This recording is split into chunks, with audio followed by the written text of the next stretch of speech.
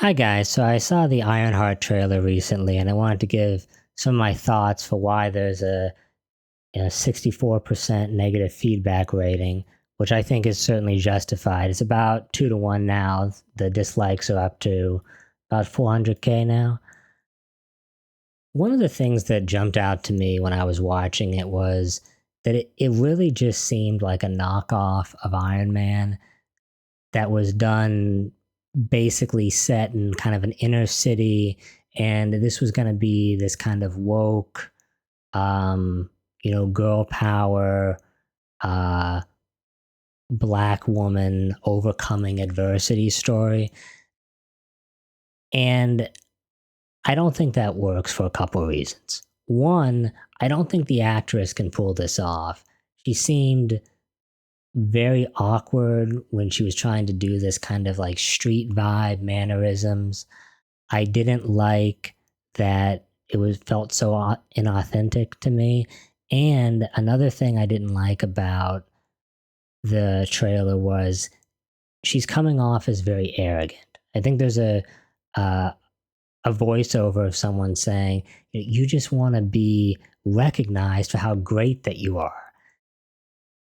I'm looking for more of a build up, coming of age, overcoming adversity from somebody who's ideally more humble. Now, I know Tony Stark, the Iron Man, that they're ripping this off of, isn't the most humble, but he goes through, he kind of gets humbled in the cave by reality. And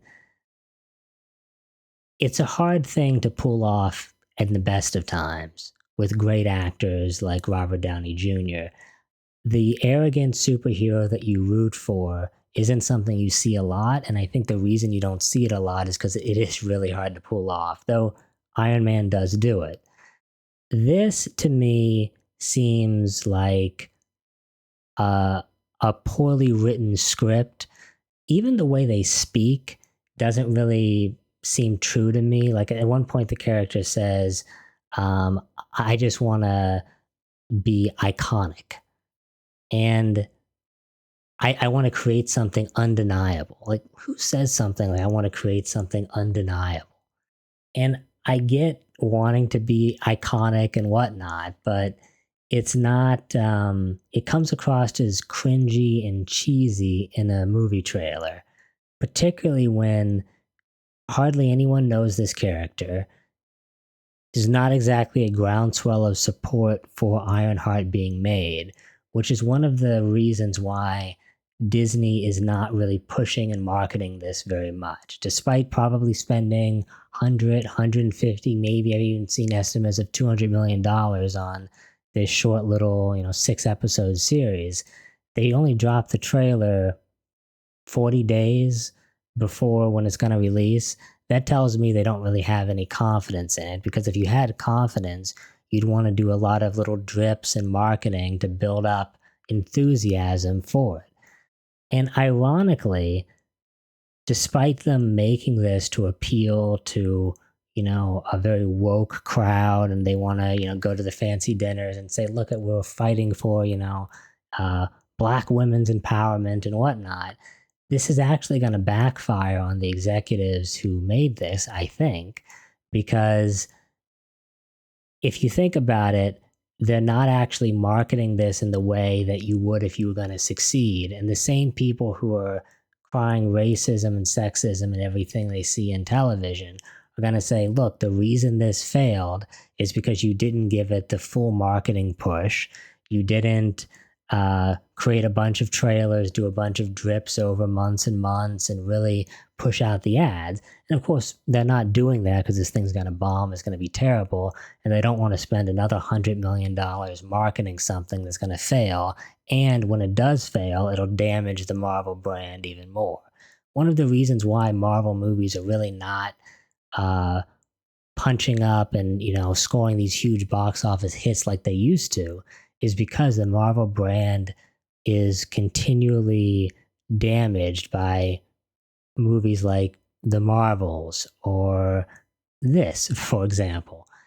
And also what they've done with what Disney has done with Star Wars, which is obviously a different universe. It does, I think, cause people to lose faith in Disney films as well and hurt the brand that Disney's took, taken what, a century to build, right? I think this movie is not going to age well. This series is not going to age well.